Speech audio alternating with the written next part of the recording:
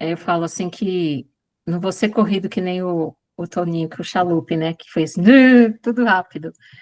Eu tenho pedido, Senhor, acalma meu coração, mas ele tá assim, parece que vai sair pela boca. É, quando o Carlos me falou sobre isso, né, me veio depender do outro. O reino de Deus ele é formado por pessoas e muitas vezes não é fácil conviver entre pessoas, né? A gente pode dizer assim, por exemplo, marido e mulher, os dois conviver assim, são pessoas de famílias diferentes, começa tudo uma diferença. Às vezes assim, o conviver quem tem uma família muito grande, quando junta sempre tem atritos. Então assim, conviver com pessoas não é uma coisa muito fácil, porque cada um tem uma personalidade, cada um tem um temperamento, então exige o quê? Amor. Mas Jesus, em sua jornada terrena, ele nos deixou um exemplo de que não devemos fazer as coisas sozinhos. Então, eu queria passar aqui que o grande exemplo para nós termos, para nós, de depender do outro, foi Jesus, quando ele escolheu os 12 para caminhar junto com ele, né, na sua jornada terrena. E além dos 12, ele ainda tinha mais três que era bem mais próximo dele. Então, lá em Mateus 10, de 1 a 7, tem a escolha dos 12, eu não vou ler aqui, porque senão vai estender muito. E em Mateus 17, 1 e 2, tem Jesus e os três. Precisamos seguir o exemplo dele, mas nós, como seres humanos, nós somos muito orgulhosos, né? E a gente nunca quer admitir que a gente depende do outro. Por mais que a gente seja igreja, a gente gosta muito de ajudar o outro. Mas você falar assim, eu dependo do outro, não é uma coisa fácil. Falo isso por experiência própria. Se até os mais poderosos precisam do outro, ainda que seja para servi-lo. Então, se a gente pensar aí nas pessoas poderosas, que eu digo assim, quem é, é rico, quem tem muito dinheiro, né? Quem é empresário de grande empresa, tem várias empresas, ele sempre depende de outro para servi-lo. Então, as pessoas sempre precisam de outro, né? E se a gente for avaliar, assim, pensar, nós, como seres humanos, desde que nós nascemos, nós dependemos do outro. Desde que a gente sai da barriga da nossa mãe, nós estamos dependendo de alguém para nos segurar, para nos trocar, para nos dar o que comer. Então, nós sempre vamos depender do outro. E eu ainda ouso dizer que Deus vai permitir situações na nossa vida para nos ensinar a amar o outro como todos, com todos os defeitos.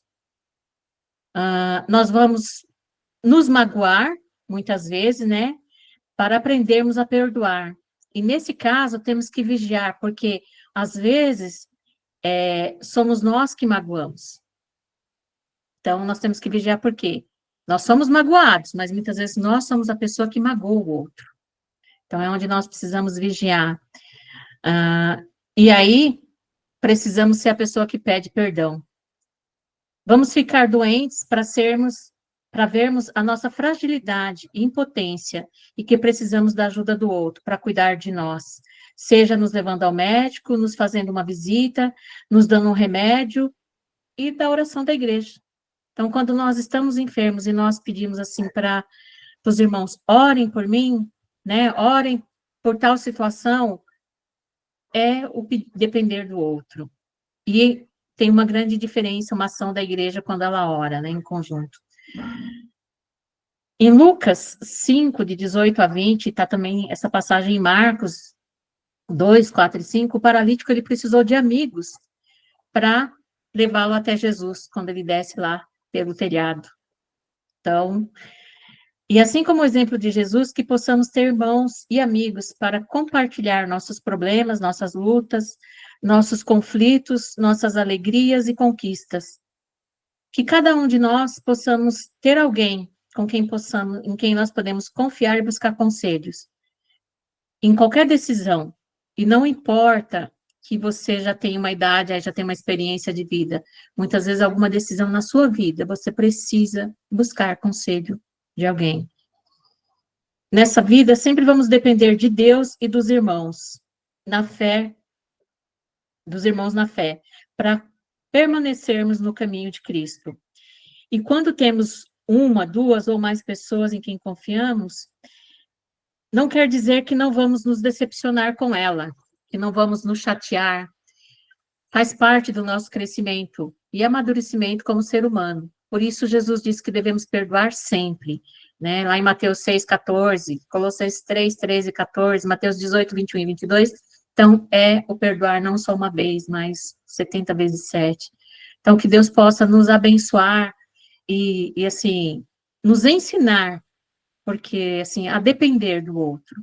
Não quer dizer que você não, às vezes você vai depender, mas às vezes você vai ser a pessoa que vai carregar o outro. Então, que nós estejamos abertos para aquilo que Deus quer, como Deus quer nos usar, e muitas vezes deixar outros serem abençoados através de nós. É isso que eu queria compartilhar com vocês. Que Deus nos abençoe. Amém. Amém. Muito obrigada, Ivanilda. Temos minutinhos aí para a gente depender um do outro e trocar experiências, né? Validar tudo que a gente tem aprendido com experiências, com testemunhos. Fiquem na liberdade. A questão da dependência do outro, né, foi uma coisa que Deus trabalhou muito na minha vida, né? Depois que eu fiquei doente, né, e todos vocês sabem o que aconteceu comigo, né? Esse foi um processo de aprendizado na minha vida, né? De que eu passei a ter muitas limitações que eu não tinha antes, né?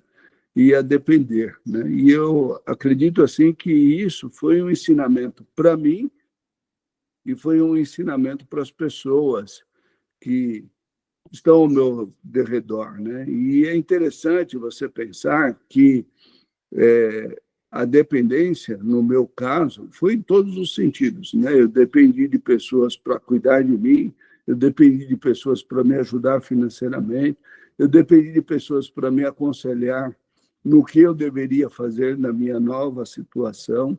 Então, assim, né?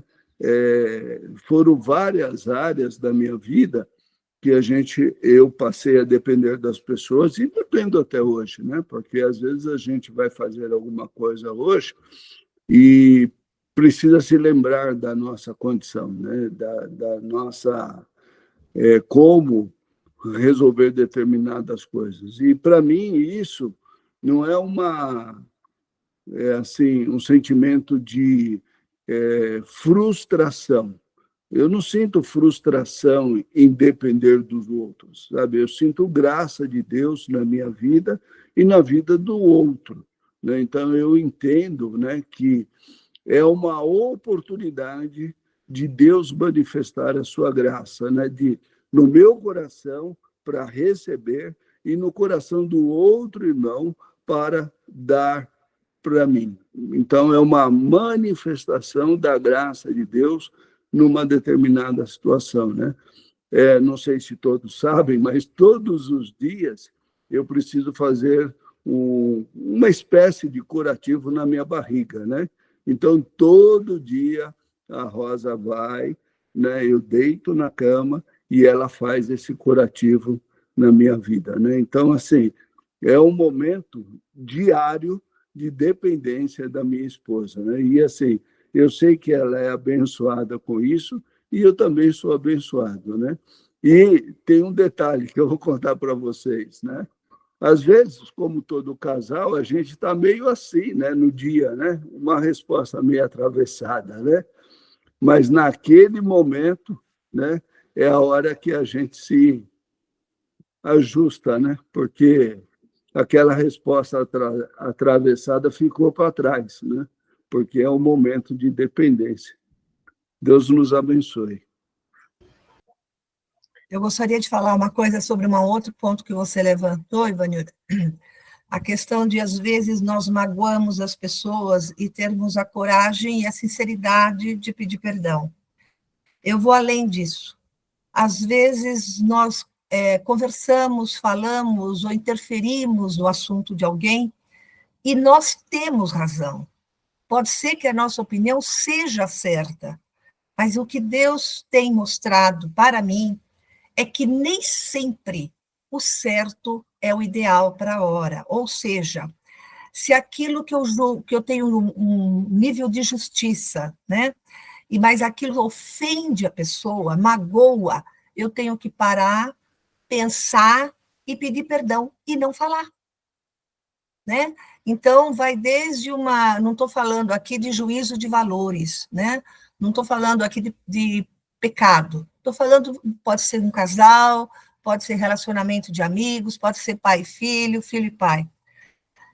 Eu tenho visto isso na minha vida. Eu posso ter razão no que eu vou, o conselho que eu vou dar, mas às vezes esse conselho, ele cai como uma mágoa tão grande, ou machuca tanto a pessoa, que a pergunta é, será que é hora de falar? Então, a experiência é falar assim, me perdoa, eu não devia ter falado, me perdoa. E daí deixar a pessoa tomar a atitude que quer tomar, ou então tomar a direção que quer tomar, e pensar que talvez haja um outro momento, mas se não houver, tudo bem. Eu acho que você falou muito bem, muitas vezes nós magoamos as pessoas, e com razão que eu não sei se eu me fiz entender, com aquilo que é verdadeiro, mas magoamos, porque não é hora de falar, né? Aquilo, Jesus não atacou pedra em ninguém, né, e podia atacar. Muito obrigada, Ivanilda, pela partilha. Trazendo, assim, olhando essa ministração dentro do reino de Deus, eu lembrei muito da ministração do Pedro, sobre a santidade. Sede santos, é no plural, não é singular. Então, a ser santo é algo que dependemos da santidade do irmão. É um conjunto para a igreja atingir esse nível de santidade e corresponder ao reino de Deus. Até no momento da nossa santidade, irmãos, de buscar a santidade, você não consegue sozinho. Parece que Deus não dá tanta importância você ser santo sozinho. Ele está buscando um corpo santo, pessoas juntas. Como o Ivanildo foi ministrando, veio me trazendo isso na mente. A dependência do irmão para atingir o nível de santidade que agrada o Pai. Amém. Senhor Deus, eu te louvo e te agradeço pela vida da Ivanilda, Senhor, por essa palavra, Senhor, maravilhosa, Senhor. Senhor, como todas as palavras têm sido aqui, Senhor, eu peço que teu Espírito Santo, Senhor, venha gerar, Senhor, essa verdade no nosso coração, Senhor, que não termine aqui, Senhor, mas que ela fique ruminando, Senhor Deus, nosso coração, Senhor Deus, para que seja revelado pelo teu Espírito Santo, Senhor. Para que venhamos amar uns aos outros, Senhor amado, com o amor que o Senhor amou, Senhor. E saber que nós precisamos, sim, dependemos um do outro, porque nós somos corpo, Senhor. Em nome de Jesus, Senhor, abençoa a vida da Ivanilda, abençoa a vida de cada um de nós, Senhor. Amém. Bom, irmãos, eu citei essa ministração do Pedro. Pedro, quando ele comentou desse assunto, ele usou o texto de 1 Pedro 1, versículo 15 e 16, que nos fala assim: agora, porém, sejam santos em tudo o que fizerem, como é santo aquele que os chamou. Pois as Escrituras dizem, sejam santos, porque eu sou santo. A gente lê e relê esse texto e normalmente traz isso para o singular, mas Pedro aqui fala no plural. O corpo deve buscar essa santidade. Então, buscar isso sozinho, você está fora do corpo. Sabe, é impactante essa visão, sabe? Amém. E tem um outro ponto importante também, né, que é o trabalhar no coletivo.